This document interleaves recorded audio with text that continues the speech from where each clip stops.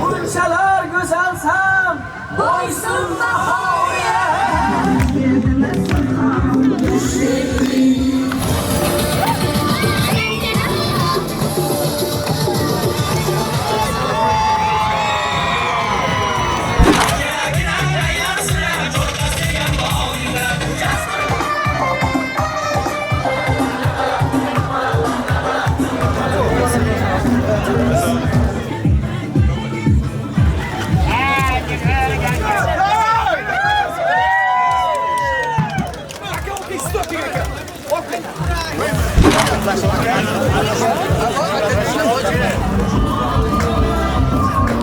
Boysunni ko'ray deb kelmoqda dunyo, bu san'at sayliga, hayrat sayliga, Boysun bahorlari chorlar olamni.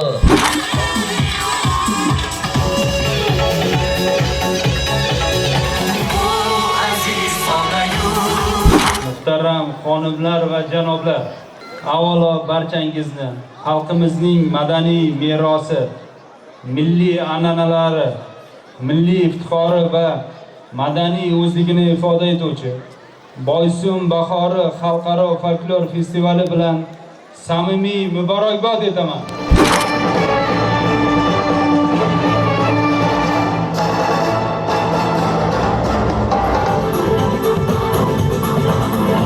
O'tgandan keyin birovga egiz, birovga yolg'iz farzand berdi.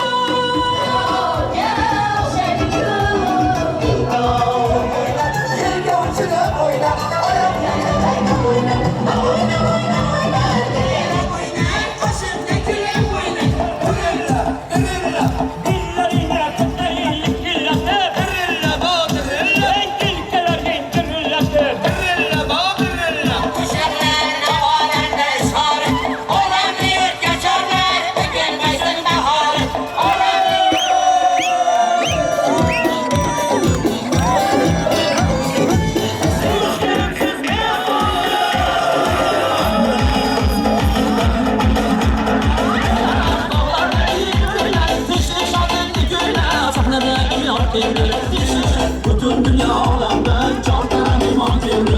Bütün dünya alemden çarpıran iman geldi. Üstünde bahar geldi, nur ile bahar geldi. Bütün dünya alemden çarpıran iman geldi.